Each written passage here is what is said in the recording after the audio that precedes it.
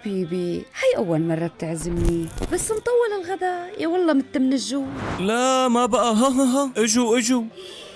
إن شاء الله ما يبلع المنظر إلهي. تقبشني شو هالدعم. حبيبتي دققي لي منيح بكل صحن، فرجيها ياهن واحد. والله قلبي حاسسني بدك توصل لك شي رسالة. لك لا بس شوفي لي هالمنديات وهالشغلات المطعوجة، ولا هالرزات يلي فوقن الكراديش، لك أصابع البوبو يا سلام.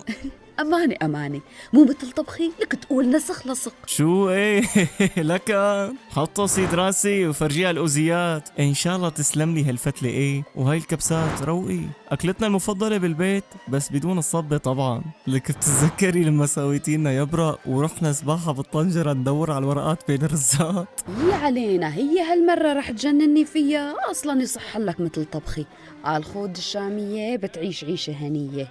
حلفتك بالله هي مقلوبة، ويلي سويتيها من يومين مقلوبة، ولا هالرز ببازاليا يلي بيشتهي يصير شي عرس لأكلها وما تكون مخبوصة خبص، ولا البرياني ولي على قلبي على هالمنظر، وأوزي عراقي كمان. بس ما عاد اتحمل، خلينا نبلش يستر عرضكم. هلا بدك للصراحة والله أكل قصور الشام لا يعلى عليه، وطبخهم أحسن من طبخي كمان، لأنه حبيبي هن بيدفعوا للشيف مو مثل حضرتك.